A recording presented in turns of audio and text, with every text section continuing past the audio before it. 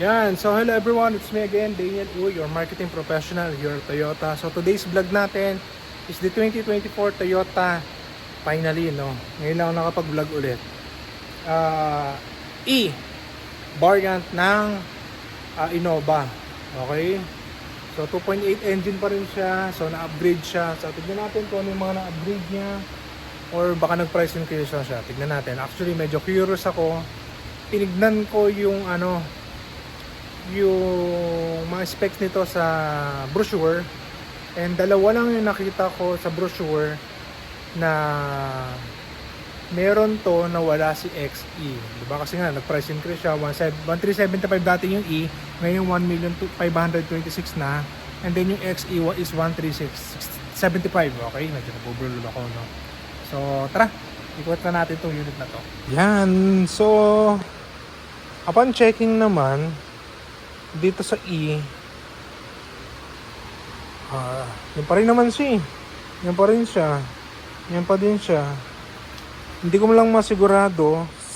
Medyo matagal na kasi huling release ko ng Innova. Kung itong part na to, parang yan pa rin eh. Di ba? Pero syempre, ito is blackish red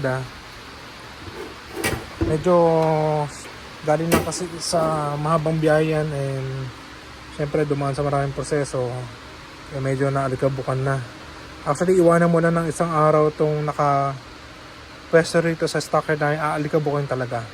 Kahit dun sa parking namin. Yan. So, 2.8 engine pa rin siya. Fog lamps. Side turning lamp. So, where is the fog lamps? Check natin ha. Check natin. Curious na ako kasi may ilaw dito eh. Usually, ayun. Sorry. Naipit kasi yung chan ko eh. So, kaya hindi ko nakita eh. Ayun, nasa ilalim pala. Kasi from here, hindi mo siya halata. So, medyo madilim lang kasi sa area ko. Ayan. So, naeron pala sa ilalim. Okay? So, hindi naman nawala. Yung XA kasi yun ang wala. Side turning lamp, nasa kanyang side. Guys, hindi na ako uupo doon na naiipit chan ko. Sorry So, keyless entry pa rin siya. So, magtanong muna ha. Kung ano yung difference ng keyless entry at smart entry. Ayan. Same design pa rin yung kanyang upuan. Ano pa rin.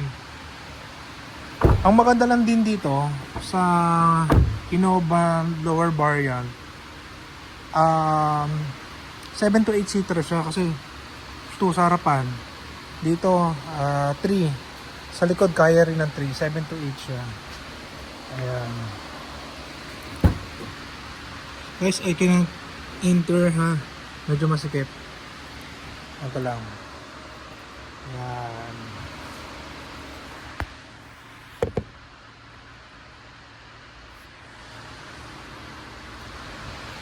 Pero malamig dyan sa Innova. Skip lang. Actually, lahat ng dealer ang problema is parking. So, e-variant siya. May nakalagay siya. So, may back camera na rin siya. Sensor. Wala naman sa pagkakapa ko. Actually, hindi nyo naman kailangan ng sensor pag may back camera na kayo eh. Yun lang din siya. So, spoiler natin, shark fin antenna. Okay. Sa driver side na kagad tayo.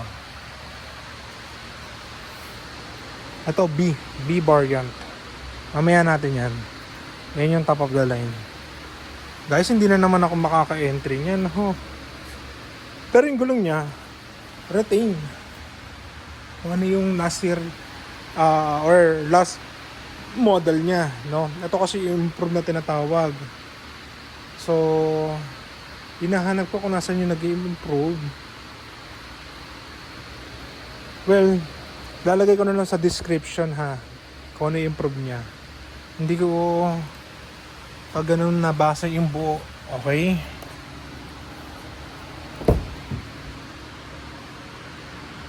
Sundo ko makapasok, grabe. Ayan. Yun pa rin naman siya. May eco mode pa rin naman siya. Zoom ko na lang ha. Ayan, nandun yung eco mode niya. Power mode, traction control. control natin sa aircon and button sa manibela. Yan. So pag nagkaroon kami ng display sa ano, gawa ulit ako ng bagong video na ganito. Okay? So magkakaroon tayo ng part 2 presentation for our e-variant ng Innova. So sikip lang guys eh. Ayokong pilitin na pumasok, baka makasira pa ako, ayoko magbayad ng mga ganyan. Okay? So again, 09310-481024 ang number ko. So I hope na magkita tayo sa dealership para ilabas natin yung brand new na sasakyan niya. Okay? So see you on my next video. Bye!